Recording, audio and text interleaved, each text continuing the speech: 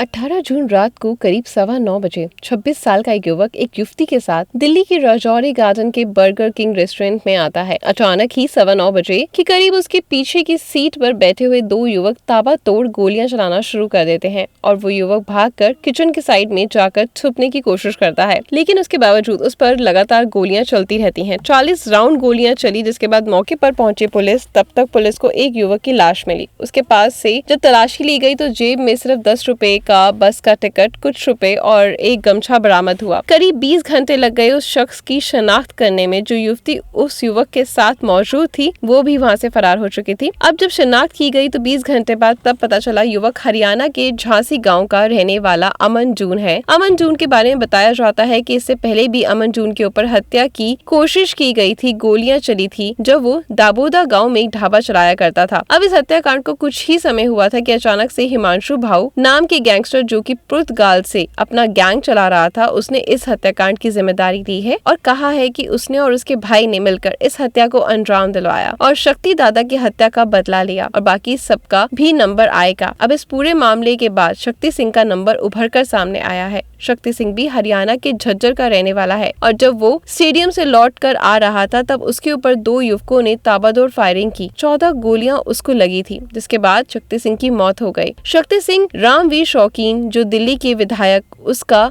भांजा था और वो नीरज बवानिया का मौसेरा भाई था। नीरज बवानिया जो दिल्ली का दुदार कुख्यात गैंगस्टर है। नीरज बवानिया के जेल में जाने के बाद शक्ति सिंह से ही नीरज बवानिया के गैंग को ऑपरेट कर रहा था, जिसके चलते बताया जाता है कि अशोक प्रधान गैंग ने नीरज बवानिया से दुश्मनी के चलते शक्ति सिंह और शक्ति दादा की हत्या करवा दी। इसमें शक था कि अमन जून ने शक्ति सिंह की मुखबरी की थी।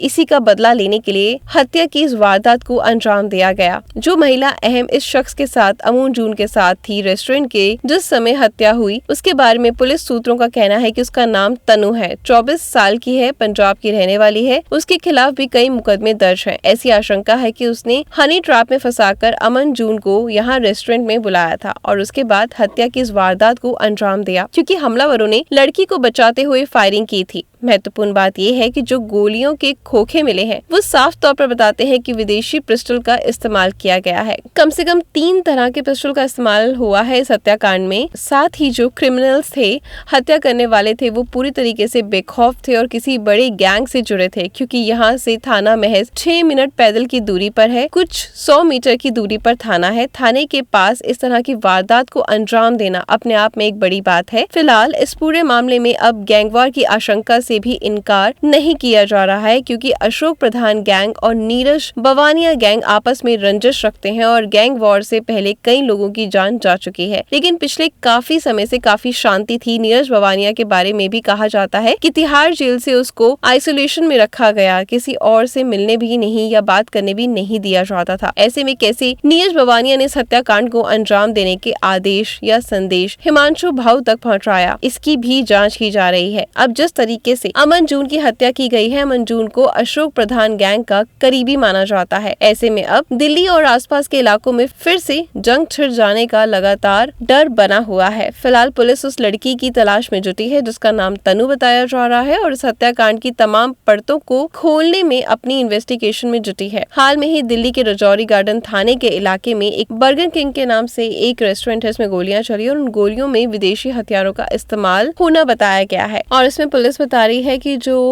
रेस्टोरेंट है वो पुलिस स्टेशन से बहुत ज्यादा दूर नहीं है और ये सब इसलिए किया जा रहा है ताकि दिल्ली में दोबारा से एक्सटॉर्शन गैंग वॉर हो। ऐसी घटनाओं को बढ़ावा तभी दिया जाता है। और वैसे भी कुछ दिन पहले वेस्ट दिल्ली में भी फ्यूजन कार वाले को धमकी दी गई थी, वहाँ पर भी गोली चली थी और उसके बाद किसी एक शख्स को कॉल भी आया था धमकी भरा। इस तरह से लग रहा है कि क्रिमिनल्स जो है वो बहुत इंटरेस्टेड हैं कोई गैंग वॉर हो, खास तौर से जो अपना नाम चमकाना चाहते हैं। इस प्रकार से डरा कर और इंसिडेंट करने के बाद लोगों के दिल में अपना खौफ पैदा करना चाहते हैं ताकि वो उनके नाम से फिरौती दें, प्रोटेक्शन मनी दें या कोई ऐसा एक्सटॉर्शन का पैसा उनको मिले। ये इस प्रकार की जो प्रवृत्ति होती है अपराधियों की होती है और ऐसी घटनाओं को अंजाम देने का पर्पस भी यही होता है, यानी कि वो चाहते हैं कि उनका नाम रहे, दुनिया के लोगों के दिमाग में उनका नाम चलता रहे। फिलहाल इस केस में पुलिस की तलाश जारी है और फिर देखते हैं आगे क्या होता है। आपका क्या कहना है इस केस के बारे में कमेंट करके जरूर बताइएगा।